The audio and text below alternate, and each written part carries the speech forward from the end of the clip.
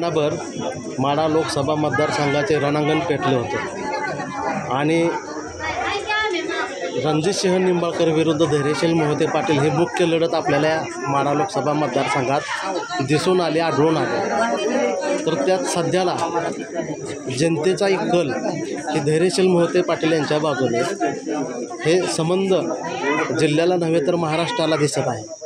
अशातच ही मी मतदारसंघाचा विकास केला असं विद्यमान खासदार सांगतात। तर तुम्हाला त्यांच्याबद्दल काय वाटतं? खरं तर अतिशय चुकीच्या पद्धतीचा हा सगळा दावा आहे त्यांचा।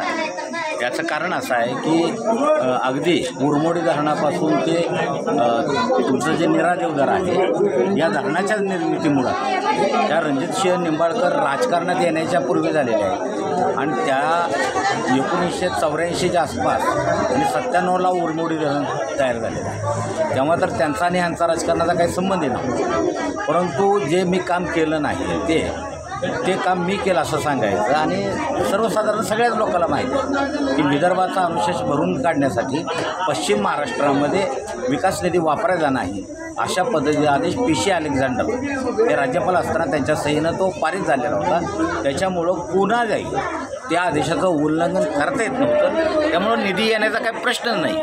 आणि योगायोग असा की यांची कारकीर्द सुरू झाली आणि तो बॅन उठला, त्याच्यामुळं आम्ही सगळं केलं हे म्हणणं त्यांचं जनतेला पटलेलं नाही। कृष्णाबाई मास्तोरेकरणाबद्दल तर सोलापूर जिल्हा हे सगळं जाणतो की आम्ही सगळ्यांनी 8-8 लाख लोकांच्या सह्या या संबंधानं गोळा केल्या। नामदार विजयसिंह मोहिते पाटील त्यावेळेस उपमुख्यमंत्री होते, त्यावेळेस त्यांनी 2004 साली हा सगळ्यात मोठा प्रकल्प की जो 36 तालुके आणि 6 जिल्हे अशांना व्यापून टाकणारा आणि हजारो हेक्टर जमीन पाण्याखाली आणेल असा तो सगळ्यात दुष्काळ मिटवणारा तो प्रकल्प होता। आणि जवळजवळ त्यांनी तेही सांगितलं होतं की जर शासनाकडे पैसे नसते तर उजनीमधून जो गाळ आहे तो गाळ जर काढला तर 60% वाळू आणि 40% माती, ती माती तुम्हाला शेतीमध्ये टाकता येईल आणि वाळू तुम्हाला बांधकामामध्ये वापरता येईल। तर ते त्यावेळेस 52,000 रुपयाची वाळू सर्वसाधारण होत होती। म्हणजे एकंदरीत आमच्या ह्या सगळ्या योजना पळवायच्या आणि मग त्याला डायव्हर्शन असं नाव द्यायचं, पूरनियंत्रण नाव द्यायचं आणि त्याच योजना राबवायच्या। दुसरं गोष्ट अशी आहे की लोक जाणतात की कोकण रेल्वेचा जो प्रश्न आहे तो रणजितसिंह मोहिते पाटील यांनी राज्यसभेचे खासदार असताना अगदी ममता बॅनर्जी समोर त्यांनी तो उपस्थित केला होता आणि सुरेश प्रभू यांनी शिवसेनेचे ते मंत्री होते आणि त्या काळामध्ये सुरेश प्रभू यांनी त्याला 1,000 कोटी रुपये मंजूर केले होते। म्हणजे कृष्णाबाई मास्तरीकरण झालं, उजनीचा तुमचा कोकण रेल्वेचा प्रश्न झाला आणि नीरा देवधरचाही प्रश्न झाला।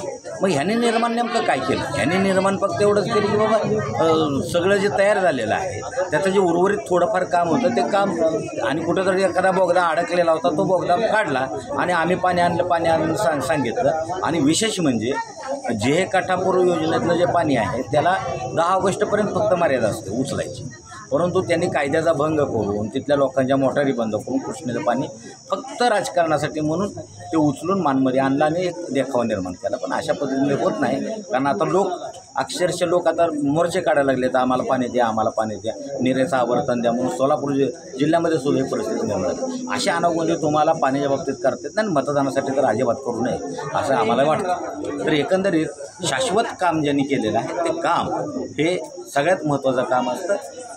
फसवेगिरी करून ताबडतोब नुसते लोकप्रिय घोषणा देऊन हे निवडणुका जिंकता येत नाहीत, हे आता ह्या निवडणुकीला स्पष्ट होतं। ओके, अतिशय महत्त्वाची माहिती दिली आपण। धन्यवाद साहेब।